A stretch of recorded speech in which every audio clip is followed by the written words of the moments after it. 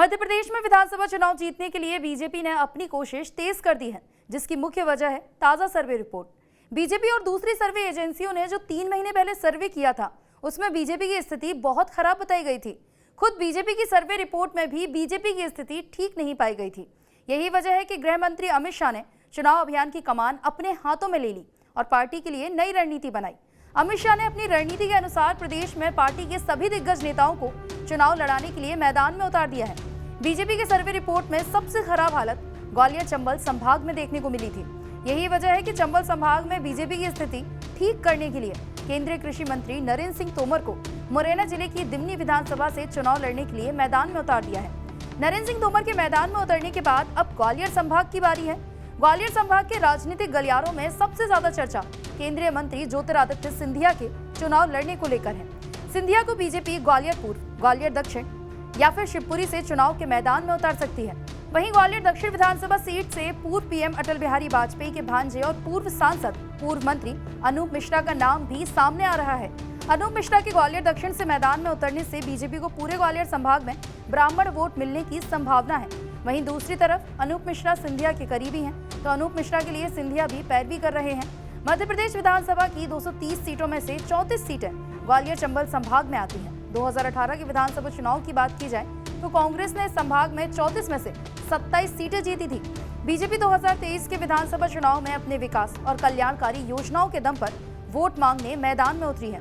BJP को उम्मीद है कि मतदाता उनकी कल्याणकारी योजनाओं को देखते हुए बीजेपी को एक बार फिर से सत्ता सौंपेंगे। लेकिन क्षेत्रीय कारकों और सत्ता में बदलाव का कांग्रेस का अभियान उसके लिए चुनौती बना हुआ है। चंबल ग्वालियर के कई निर्वाचन क्षेत्रों में प्रधानमंत्री नरेंद्र मोदी की नेतृत्व क्षमता के हजारों प्रशंसक मौजूद हैं, लेकिन इनमें से कई मतदाता राज्य में बदलाव की आवश्यकता पर जोर दे रहे हैं। फिलहाल सरकार को लेकर उनके मिले जुले विचार हैं। उनके पास शिकायतों की एक सूची भी है।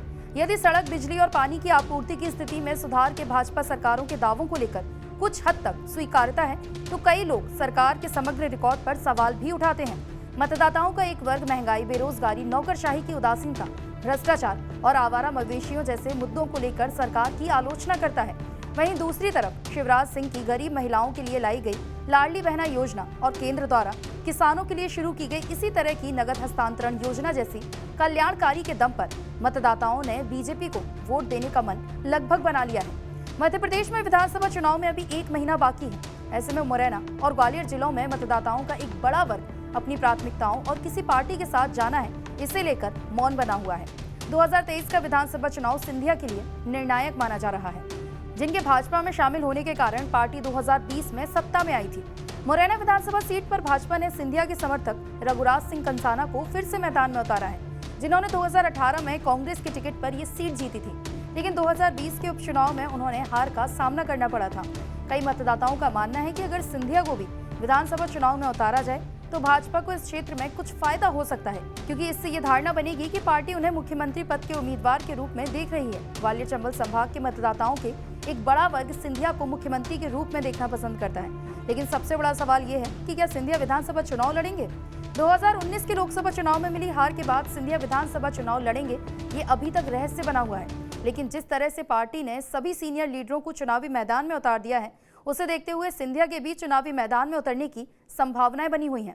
फिलहाल तो हर किसी को बीजेपी की अगली लिस्ट का इंतजार है।